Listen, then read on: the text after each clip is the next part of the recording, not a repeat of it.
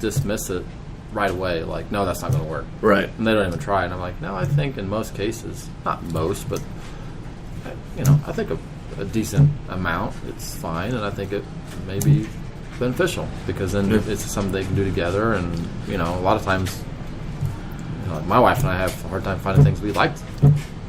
Our interests are different. I like doing this, and she likes doing that, and there's not a lot of things that you can do that you both like. Is what I mean? Yeah. So and if it's something like this, that you can get into with the training, or even maybe doing cardio together or something at some point in time, or meal prepping or something.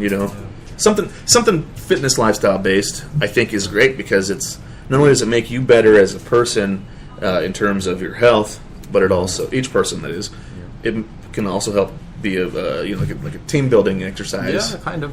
No, again, that doesn't mean that's if it's not your thing, it's not your thing. Yeah. I don't think it's it's not critical. It's just if you can get away with it, fine. It's nothing. It's not like you're breaking some rules or it's hell. You might have a better workout with them than you do the guys or whatever. Because a lot of times the guys, what happens ends up to be a social hour, Right. Talking about anything other than working out. Right. Well, and if you're like me, I'm a big communicator, so I'm always up front and I say, okay, we're going to go to the gym, and I'm going to need you to run right next to me or get out of the race. Mm-hmm. And that might be why I've been single for 38 years. No, I'm just kidding. But if you're the person, and here's another thing, is that if you're the person that's been going to the gym since you were 15 and this person has been to the gym once and they're 8 years old, you also have to be sensitive to that. You have to also understand that there's going to be a learning curve and this person is not in the same shape, so you can't also expect them to jump under a squat bar and then jump under a leg press and then do walking lunges across the parking lot. Yeah. I mean, you might expect them to, but you probably won't have a good outcome. Today you might. Today's a pretty good day to break them in on stuff like that. Yeah. We don't do parking lot lunges until it's 100 degrees. We're at 92, so... Well, if we wait till about 3 o'clock to train, probably about 104, so... Guaranteed. Today, I guess we're doing parking lot lunges. So, drive by down here, Pinnacle Fitness 24/7, and you might witness people parking lot lunging. I'd be shocked. But we have done it. We have done it. I think that's we either answered it or we didn't, I guess. Try it out, see what you think. Don't be afraid to try it. Yeah, I think that's the bottom line. Don't be afraid to try it, and again, go in with an open mind, and don't be afraid to communicate, your plans and how things are going, because I think, if you are both understanding what the purpose is, I think it'll be good. Yeah. I think that sums it up pretty good. You had some other ideas or thoughts or concerns you wanted to go over. Well, I'm concerned that we haven't had a chance to go over our magazine. Is there any other things? Oh, I don't know. Yeah, we got to do that. Sure. Let's do that. Our myths. Our myths. Whatever it was. Myth busting. Yeah. So this is where we go from, we take an article from, 98, 97, somewhere between 98 and 2000, I think. And we just have these old tips and tricks and general training ideas, and we see if we think they're still relevant today or if they're... See if they hold up after 20 years. Yeah. All right. So the last one we did was number 12 for each, and there's 40 of these. For each body part, perform a compound movement first, and then we talked a little bit about order of operation and things like that, and how you can break the rules, but you better know the rules first. Next one good compound movement for the chest is the bench press. I mean, I think we're... So is our question the first one? One first? I just wanted to go over the one that we did last. Oh, that's the the most recent one. Okay. Yep. So this is... So the one that we're doing, one of the ones that we're doing today coming up is number 13. One good compound movement for the chest is the bench press. Okay.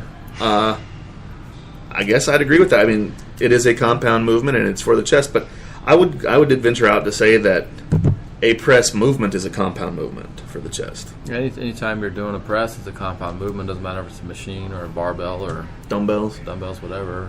Hammer strength. Yeah, I mean, it's again for the vast majority of people, it's probably a really good exercise. There may be better. A lot of times you may get more out of an incline or something like that, but you can't really argue with that very much. Yeah, I think that's still. I mean, well, gosh, before 2000, how long do you think people were doing push-ups and bench presses and? I mean, that's all they did in the 60s and 70s, and it could be argued that a lot of the chest development in those days was as equal or better than a lot of the people today. Yeah. I mean, as far as like competitors and stuff, Oh, yeah. and you ask, well, how is it better 30 or 40 years ago? That's all they did was barbell type movements. There's a lot of. They did dumbbell and flies, but I mean, Yeah.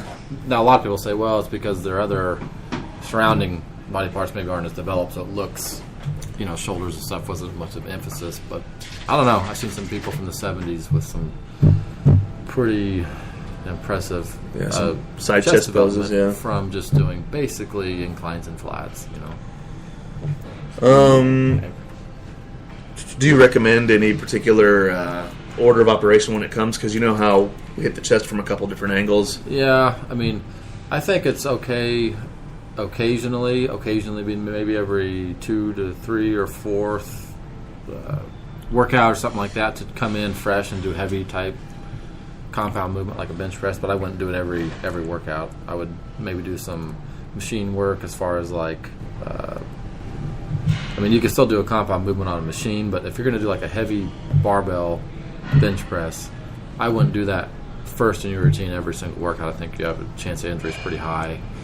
And so maybe do that in the middle of the workout most of the time or towards the end. And if you want to do it heavy and kind of test your strength and that kind of thing, every 3 or 4 workouts, right? Does that make sense? Yep. Maybe do something else first or second and then go into that. Okay. So number 14, I'm going to read the whole paragraph because it's kind of I think that's what needs to be addressed. So it says, quote unquote, use good form, everyone says, comma, but hardly anyone actually does. Don't give mere lip service to this cliche and then do something harmful in the gym. You can't build bigger muscles if you're injured. So do we use good form all the time? I think when we train we try to, but I think sometimes fatigue sets in or some sort of a Weider principle like forced reps or X reps or something. I would say that's pretty much true. I mean, that's what we try to do.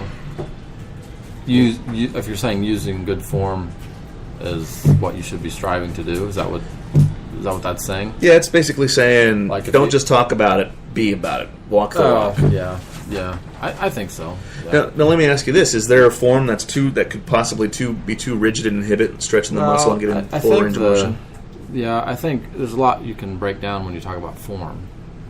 There's a lot of different things, and you got to find the right pathway and different things. I mean, that works best to stimulate the muscle you're training. So the pathway you take on a particular exercise, the same exercise may be a little different to make it effective for you. Right. Range of motion itself, I found a lot of times taking the beginning portion and the end out of the the lockout portion of an exercise and kind of minimizing or eliminating those for the most part, just kind of that 75% of the movement in the middle and keeping it there during the majority of the reps is usually a little more effective than blocking everything out and all that. But that's that continuous tension stuff. Yeah, that might be a little more a little advanced, maybe a little advanced. Yeah. Yeah, I'd say don't just talk about it, do it. Yeah, and we're also talking, and this goes along with the next one. Actually, good form is important. The body mechanics are important, but we also have to think. You have to also think about controlling your reps.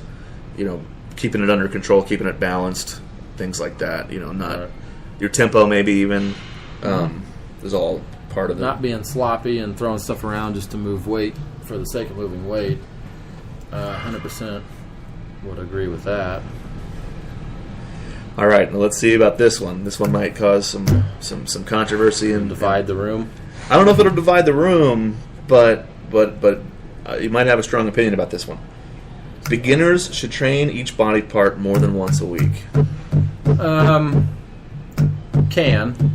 can, because again, when you're a beginner, maybe we talked about this. I'm sure we probably talked about it 10 times, but when you're a beginner, you're not putting as much stress on your body just because you're not that strong usually.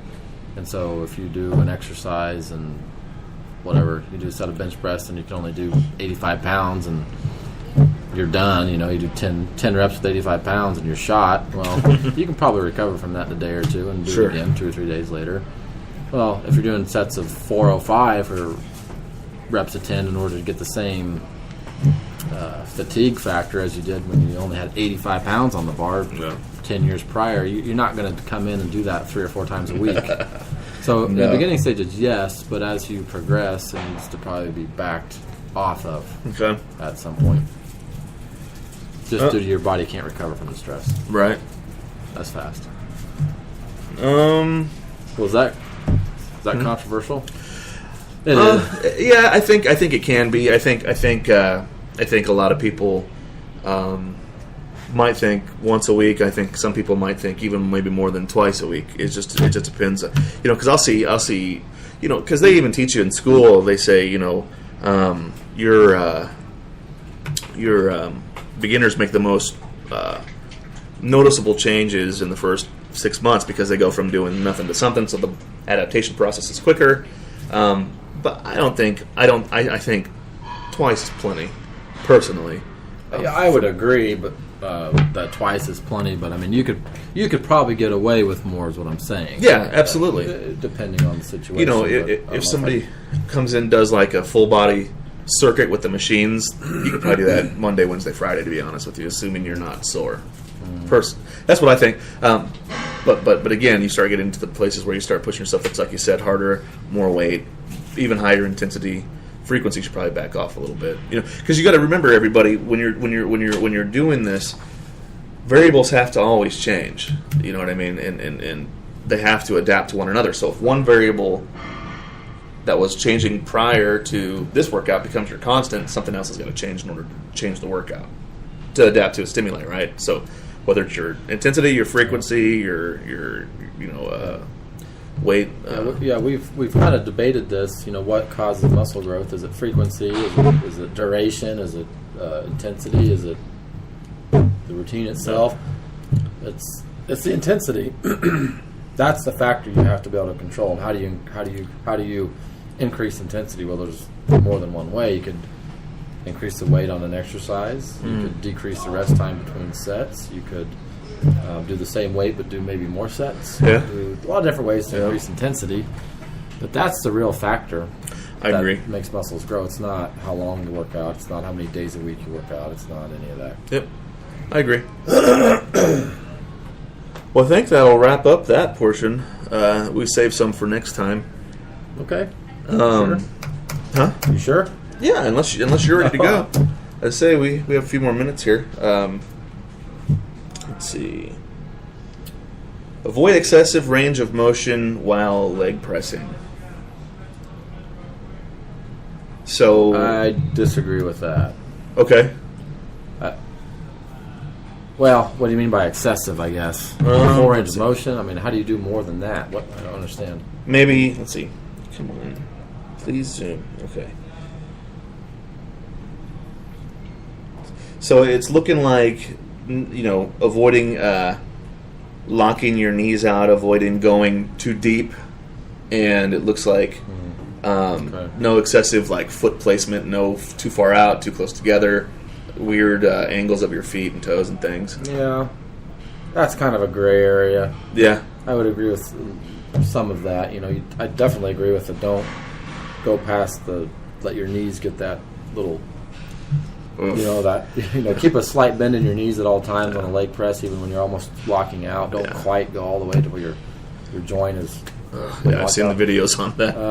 The depth, you can go too low sometimes on certain machines, on the angle. So if you feel your tailbone kind of coming up off of the pad as the weight's being lowered, I usually think that you're too low. Yeah. So I'd avoid that.